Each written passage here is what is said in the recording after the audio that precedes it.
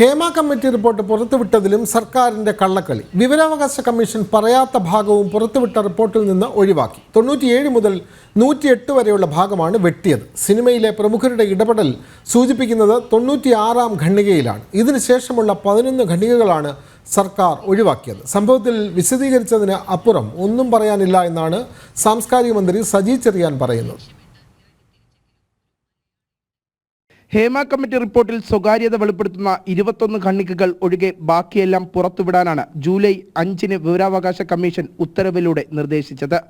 സ്വകാര്യതയെ ബാധിക്കുന്ന മറ്റെന്തെങ്കിലും ഭാഗങ്ങളുണ്ടെങ്കിൽ അത് ഏതാണെന്ന് തീരുമാനിച്ച് പട്ടികയുണ്ടാക്കി അപേക്ഷകർക്ക് നൽകണമെന്നും അത് കൊടുക്കാതിരിക്കാമെന്നും കമ്മീഷൻ വിധിയിൽ പറഞ്ഞിരുന്നു. റിപ്പോർട്ടിൽ വിവരാവകാശ കമ്മീഷൻ ഒഴിവാക്കേണ്ട എന്ന് പറഞ്ഞ ഭാഗം സർക്കാർ ഒഴിവാക്കിയെന്നാണ് കണ്ടെത്തൽ.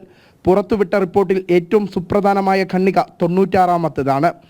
ലൈംഗിക പീഡനം നടത്തിയത് സിനിമാ മേഖലയിലെ പ്രശസ്തരായ ആളുകളാണെന്ന് ഇതിൽ പറയുന്നു. പ്രമുഖരായ പ്രതികളുടെ വിവരങ്ങളും കമ്മീഷന്റെ കണ്ടെത്തലുമാണ് ഇതിനുശേഷമുള്ള 11 പാരഗ്രാഫുകളിൽ ഉള്ളതെന്നാണ് വിവരം.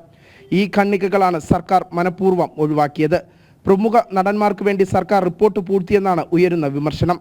സംഭവത്തിൽ വിശദീകരിച്ചതിനപ്പുറം ഒന്നും പറയാനില്ലെന്ന് മന്ത്രി സജി ചെറിയാൻ പ്രതികരിച്ചു. സർക്കാരിന്റെ നിലപാട് മന്ത്രി എന്ന നിലയിൽ ഞാനും ബഹുമാനപ്പെട്ട മുഖ്യമന്ത്രിയും വിശദീകരിച്ചു. കോടതിയുടെ മുമ്പാകെ ഇപ്പോൾ വിഷയം വന്നിരിക്കുന്നു.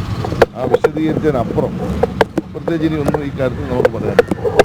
അതേസമയം ആഭ്യന്തര വകുപ്പിൽ സമർപ്പിച്ച റിപ്പോർട്ടിൽ സ്വമേധയാൽ കേസെടുക്കാൻ സർക്കാരിന് അധികാരമുണ്ടായിട്ടും കേസെടുക്കാതിരുന്നത് ഗുരുതര വീഴ്ചയാണ്. 18 വയസ്സിൽ താഴെ പ്രായമുള്ളവർക്ക് പീഡനമേറ്റെങ്കിൽ പരാതിയില്ലെങ്കിലും പോക്സോ നിയമപ്രകാരം കേസെടുക്കാം.